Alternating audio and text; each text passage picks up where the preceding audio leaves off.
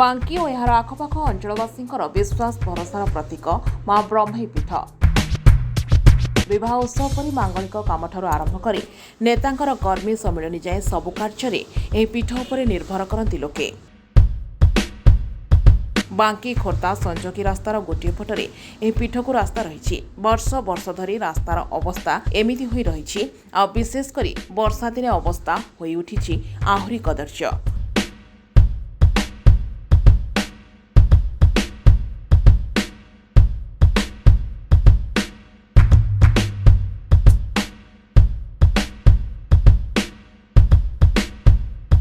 ମା ବ୍ରହ୍ମୀଙ୍କ ପୀଠରେ ରାଜନୈତିକ ସମ୍ମିଳନୀ କରି ସମଗ୍ର ବାଙ୍କୀର ଉନ୍ନତି କରିବେ ବୋଲି ଭାଷଣ ଦେଉଥିବା ବାଙ୍କୀର ନେତା ଏହି ପୀଠର ଉନ୍ନତି ଏବଂ ରାସ୍ତା ଅବସ୍ଥା ସୁଧାର ନିମନ୍ତେ ଚେଷ୍ଟା ନ କରିବା ସତରେ ଦୁର୍ଭାଗ୍ୟଜନକ।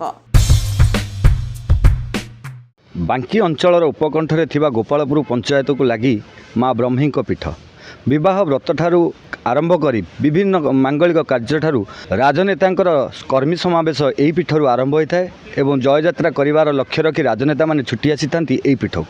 ତଥାପି ମା ବ୍ରହ୍ମୀଙ୍କ ପୀଠକୁ ମୁଖ୍ୟ ରାସ୍ତାର ସଂଯୋଗୀକରଣର ଅବସ୍ଥା ଆପଣମାନେ ଦେଖିଲେ ବାସ୍ତବରେ ବିଶ୍ୱାସ କରିପାରିବେନି ଯେ ଏହି ପୀଠର ଏଇଭଳି ଭାବରେ କଦର୍ଯ୍ୟ ରାସ୍ତା। ମଠ ମନ୍ଦିର ମସଜିଦର ଉନ୍ନତିକରଣର ନାରା ଦେଉଥିବା ସରକାର କେବେ ଦୃଷ୍ଟି ପକାଇବେ ମା ବ୍ରହ୍ମୀଙ୍କ ପୀଠ ଉପରେ? ତେବେ ବାକି ରହିଲା ଦେଖିବା ପାଇଁ କେବେ ପଡ଼ୁଛି ସରକାରଙ୍କର ଦୃଷ୍ଟି। ସ୍ଥାନୀୟ ପ୍ରଶାସନର ନିଦ ଭାଙ୍ଗି କେବେ ମା ବ୍ରହ୍ମୀଙ୍କର ଉନ୍ନତି କରିବାରେ ତତ୍ପର ଦେଖାଉଛନ୍ତି। ବାଙ୍କୀରୁ ଅନନ୍ତ ରଣା, ଆୱାଜ ମିଡ଼ିଆ।